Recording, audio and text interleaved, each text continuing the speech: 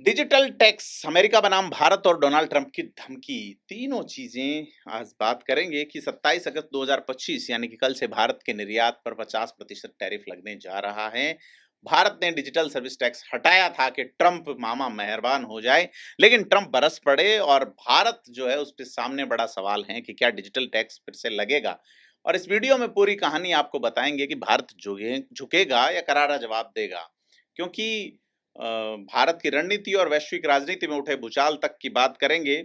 Trump ने सोमवार को एक और नई धमकी चेतावनी जारी की। उन्होंने ये कहा कि उन्होंने कई युद्ध रुकवा दिए, व्यापार की धमकी देखिए भारत पाकिस्तान का भी, और उन्होंने 5 की बजाय अब की बार 7 फाइटर प्लेन जो है उनके गिरने की बात कही है।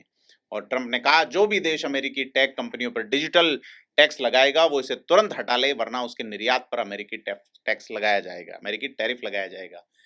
और अमेरिका अपने सबसे संरक्षित तकनीक यानी उसकी जो कंजर्वेटिव टेक्निक्स हैं और उसकी चिप्स है उसका एक्सपोर्ट भी रोक देगा। तो ट्रंप पहले से ही 90 से अधिक देशों पे 10% से 50% तक का टैक्स लगा चुके हैं, टैरिफ लगा चुके हैं। और भारत और ब्राजील पे सबसे भारी 50% टैरिफ लगाया गया है। और भारत के खिलाफ ये टैरिफ 27 अगस्त 2025 से लागू हो रहा है। भारत में इसको लेके स्थिति थोड़ी विकट है। एक्सपोर्ट करने वाले व्यापारी और उनसे जुड़े हुए लाखों परिवार अब सख्ते में सदमे में हैं कि डिमांड नहीं होगी तो सप्लाई के लिए प्रोडक्ट बना के वे क्या करेंगे। लेकिन अगर अपन बात करें डिजिटल सर्विस टैक्स यानी 25-26 के बजट में भारत ने इक्वलाइजेशन लेवी यानी कि डिजिटल सर्विस टैक्स को हटा दिया था, और यह आदेश 1 अप्रैल 2025 से लागू किया था। और इससे भारत को उम्मीद थी कि ट्रंप सरकार के साथ एक बड़ी ट्रेड डील जो है वो आसान होगी। लेकिन इसके बावजूद ट्रंप ने भारत पे 50% टैरिफ जड़ दिया है। अब बड़ी चीज ये है, क्या भारत गूगल की पेरेंट कंपनी अल्फाबेट, मेटा और अमेज़न जैसी कंपनियों पर फिर से डिजिटल सर्विस टैक्स लगाएगा? क्योंकि अभी तक सरकार की ओर से आधिकारिक बयान नहीं आया। तो समझते हैं डिजिटल सर्विस टैक्स है क्या? ये टैक्स उन बड़ी इंटरनेशनल टेक कंपनियों पे लगता है जो किसी देश में फिजिकली तो मौजूद नहीं होगी लेकिन अरबों कमाती है, जैसे गूगल है, फेसबुक, अमेजन, नेटफ्लिक्स, स्पॉटिफाई, उबर, एयरबीएनबी, मेटा भी कह सकते हैं।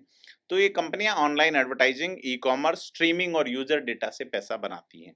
और भारत में से इक्वलाइजेशन लेवी कहा जाता है। तो सबसे पहले भारत में 2016 में ऑनलाइन विज्ञापनों पर 6% टैक्स लगाया गया। फिर ई कॉमर्स की कंपनियों पे 2% टैक्स लगाया गया, लेकिन 2025-26 के बजट में इसे पूरी तरह हटा दिया गया। अब अमेरिकी टेक दिग्गज कंपनियां इस टैक्स के खिलाफ हैं। उनका कहना है कि वे पहले ही अपने मुख्यालय वाले देश में टैक्स चुकाती हैं, और अगर हर देश अपना डिजिटल टैक्स लगाएगा तो उन्हें दोहरा टैक्स देना होगा।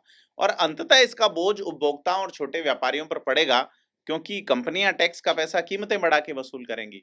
तो ट्रंप इसे अमेरिकी हितों पर हमला मानते हैं। ट्रंप का कहना है ये टैक्स अमेरिकी टेक कंपनियों को कमजोर करने और यूरोप, चीन जैसी अर्थव्यवस्थाओं को फायदा देने की कोशिश है। तो अब कनाडा, जिनके साथ ट्रंप का सबसे पहला पंगा शुरू हुआ था, उसने डिजिटल सर्विस टैक्स से कदम पीछे खींच लिए हैं। साथ ही यूरोपियन यूनियन ने भी फिलहाल डिजिटल टैक्स की योजना रोक दी है। उसकी वजह यह है कि उन्हें डर था कि ट्रंप व्यापार समझौते रद्द कर देंगे और नए टैरिफ लगा देंगे।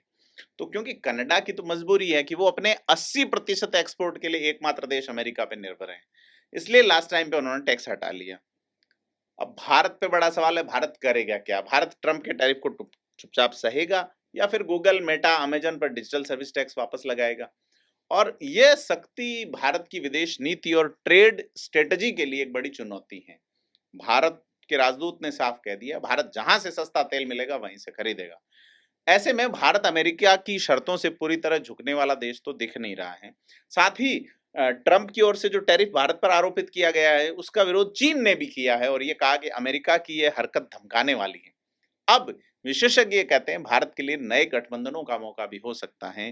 बड़ी चीज ये है कि डिजिटल सर्विस टैक्स की जंग ने एक बार फिर से साबित किया है कि 21वीं सदी में सबसे बड़ी लड़ाई तेल या हथियारों की नहीं बल्कि टेक्नोलॉजी और डेटा की है।